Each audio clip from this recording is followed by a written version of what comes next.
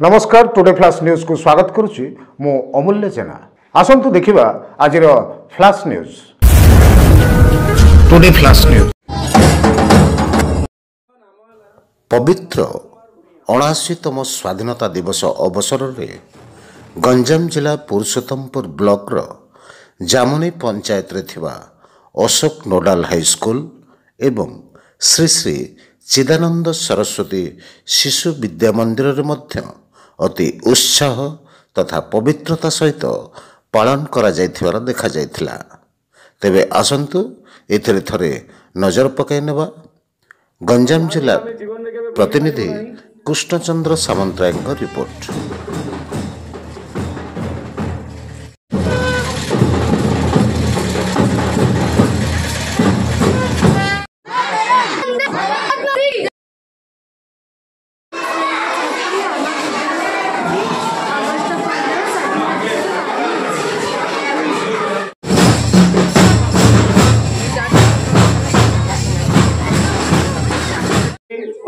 सार माने माने आमे एडू ध्यान देबा जे देश को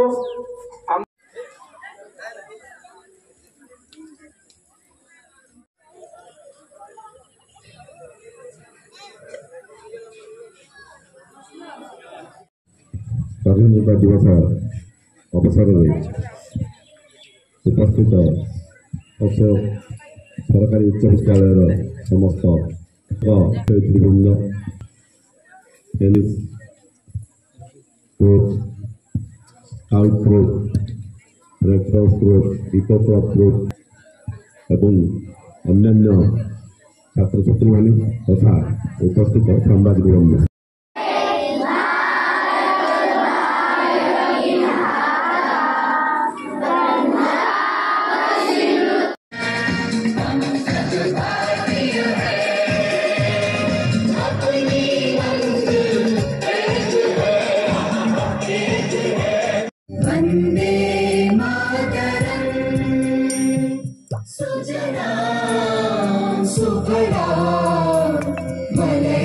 शीतला सस्य श्यामला मातरम्।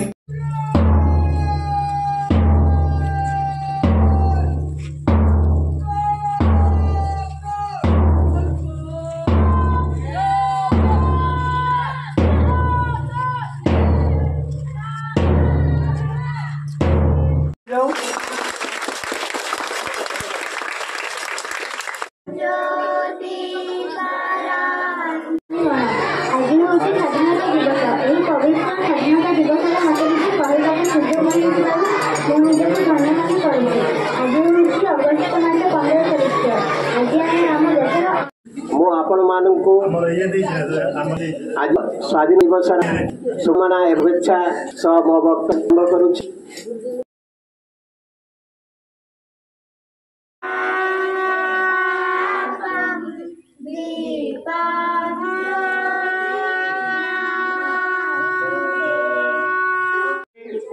सार माने माने आमे एडू ध्यान देबा जे देश को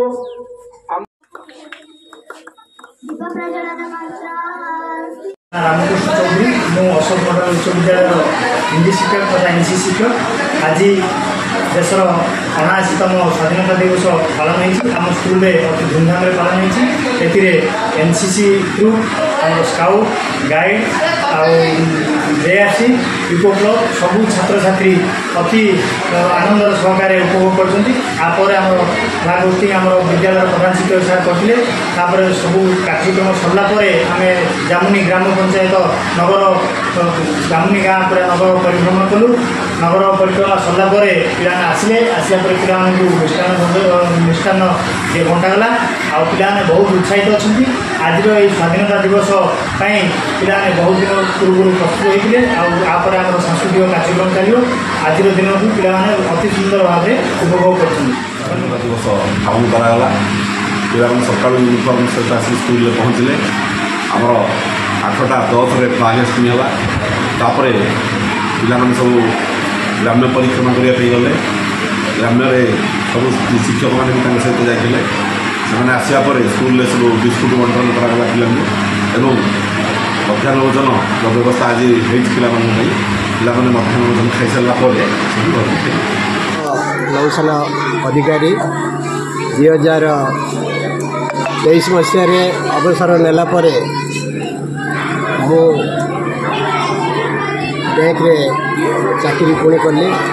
ଏହି ଜାମୁନି ଗ୍ରାମରେ ଚାକିରି କରୁଥିବା ଅବସ୍ଥାରେ ପିଲାମାନଙ୍କୁ ପାଠ ପଢ଼ାଇବା ଏବଂ ସେମାନଙ୍କର ସେବା କରିବାରୁ ଯେଉଁ ଖୁସି ଅତି ଆନନ୍ଦଦାୟକ ହେବ।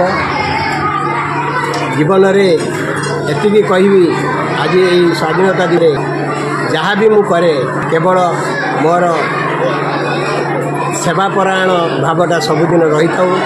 ଆଉ ସମସ୍ତଙ୍କୁ ମୁଁ ଅନୁରୋଧ କରିବି ଯେ ଏ ଦେଶ ମାତୃକା ପାଇଁ ଆମେ କିଛି ନ କରି ଚିଦାନନ୍ଦ ଶିଶୁ ମନ୍ଦିରର ପ୍ରଧାନ ଆଚାର୍ଯ୍ୟ ଆଉ ଆଜି ଆମେ 79ତମ ସାଧାରଣ ସ୍ୱାଧୀନତା ଦିବସ ଆଜି ପାଳନ କରୁଛୁ।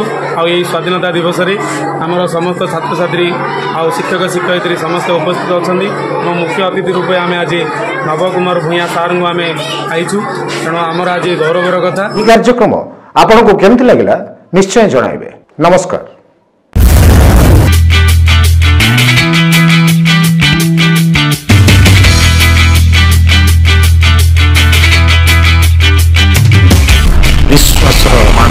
Hi friends, please like, share and subscribe Today Flash News. Bye bye. Today Flash News.